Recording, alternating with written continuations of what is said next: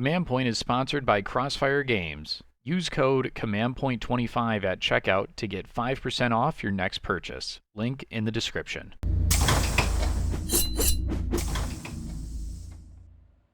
Hello, everybody, and welcome back to Command Point. I am your host, Shane, and this is the fourth day of Kill Team here, and I'm joined by, fellow podcasting sphere character Jason Fay of Phobos fame. Jason, how's it going? Excellent. Thanks for having me on. Very excited to be here. Yeah, I am excited to have you here. I mean, you've been, even going back in the last edition, you were doing crazy Phobos stuff, but when the new edition dropped, you were like immediately all aboard the Phobos train, and you got your golden ticket with them at New York Open. You took them to the World Championships to some pretty good effect, and I mean, you've just been like championing this team since the start of the new edition. So I mean, welcome.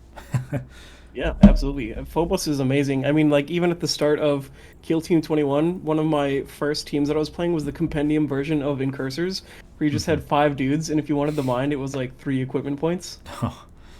Oh man, yeah, those are the dark ages. That was the It's dark ages. it's a lot easier to do your stuff nowadays with Phobos. I think they're a pretty dang good team, and I mean, I guess to segue in for somebody that is picking a team right now that wants to pick a new kill team, or they're getting into kill team, and Phobos has caught their eye. I mean, for you as like a Phobos extraordinaire, how would you describe their play style? Like, what about them is the appeal? Whether it is play style or whether it's aesthetic or whatever, really. So they are the fastest loyal Space Marines. I do kind of sort of think of them like if you've played the Space Marine 2 video game, like you can't even hide in that game. I mean, I hide a little bit more in Kill Team, but they pretty much just like zip across the map and just like slap people around. And even though you are like a shooty platform, your melee is still very good if you use it properly. Mm-hmm. So they are just kind of, I mean, there's so many ways to play Phobos. Some people are just like super cagey the whole time. Some people like I'm a lot more aggressive, and both of them work really well. And I've seen people have success with just all sorts of different play styles. Like Mm-hmm. reading through all the forums and the chats, all sorts of people have all these different opinions, and they are all like there's so much success in so many different ways. So they're super flexible, they're super fast, they're super interesting.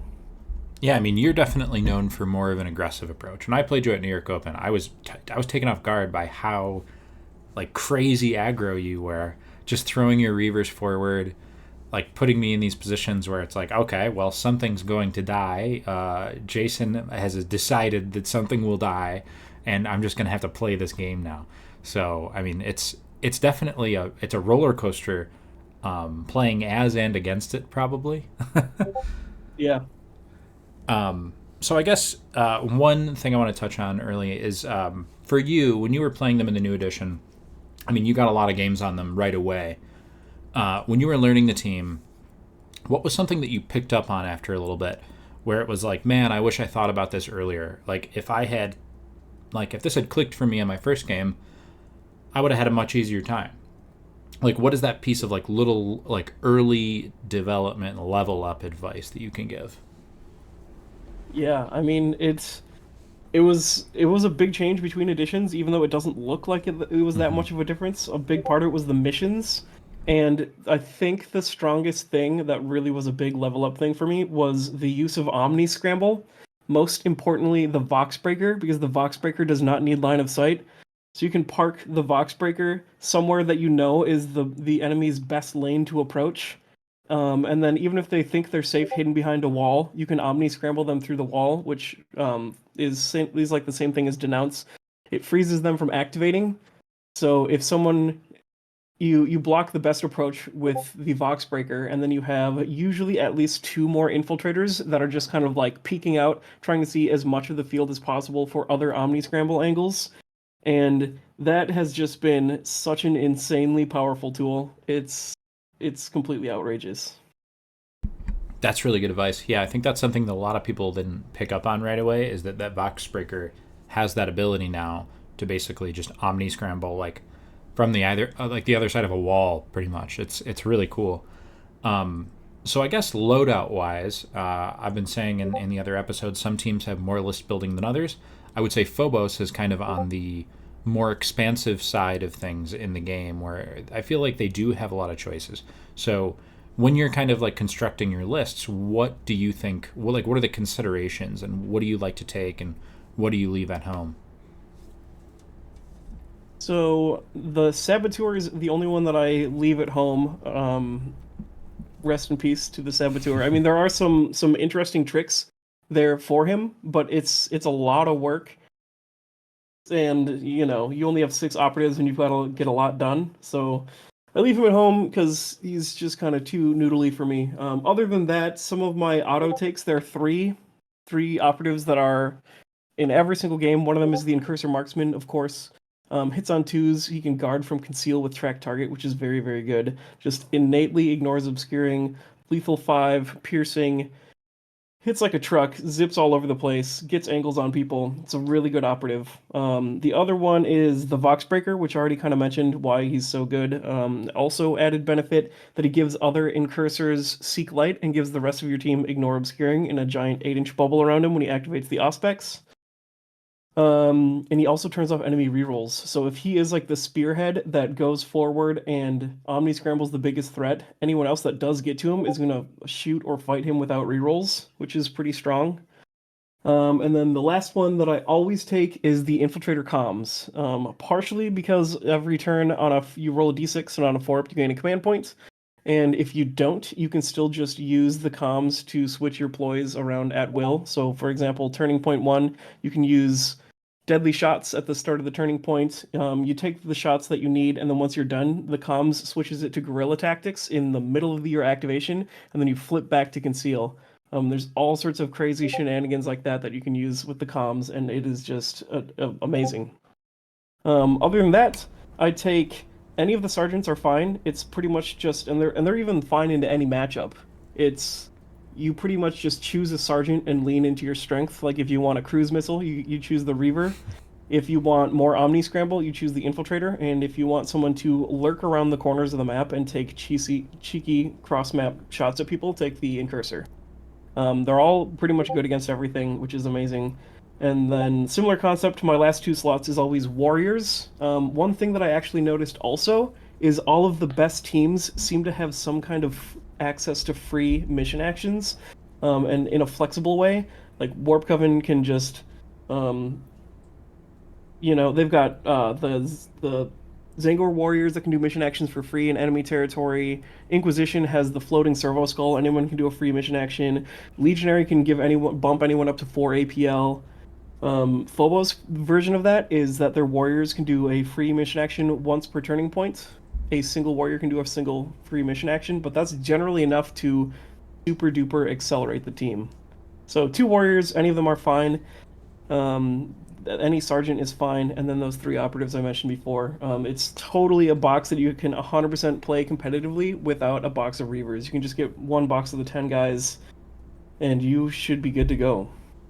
Very cool. And yeah, I wanted to touch a little bit on the,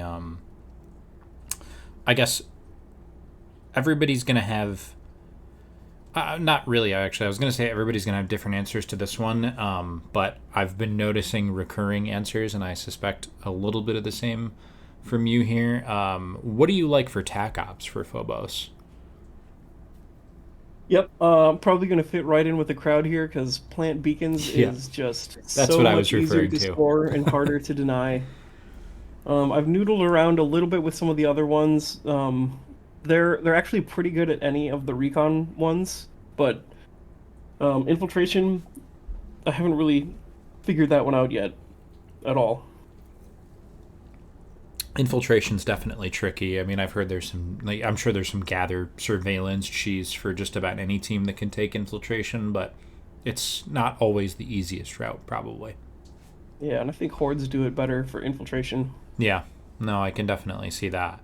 But yeah, seems like Plant Beacon, everybody I talk to almost has, everybody that is playing a team that is capable of taking recon seems to like Plant Beacon, so no surprise there.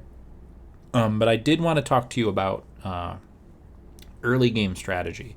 So it seems like when I did these in the past, I would specifically talk about turn one, but obviously turn one is a different beast nowadays, and it's maybe a little bit less interesting than in last edition. And so I guess instead of just talking about turn one, I just wanted to ask you what in particular is like your early game staging. Like, what are you hoping to do in a game of Kill Team with Phobos before, things start getting crazy, like in heading into the mid game? Yeah, absolutely. Yeah, I mean, I think the turn one staging. I mean, it's probably true for a bunch of teams, but that was the absolute biggest change for Phobos, where I pretty much had to rewrite the whole thing. And kind of there's a version that I've landed on that works against hordes decently well. That's kind of similar. Sometimes on turn one, I might literally just have 4 or 5 operatives move and dash the full 10 inches, get as far as they can up to like just be just barely outside of where enemies can get within 2 and shoot, and then pop smoke. And there's no obstacles in your way. You've got smoke on you. You're staging just insanely aggressively. You're ready for some double kills.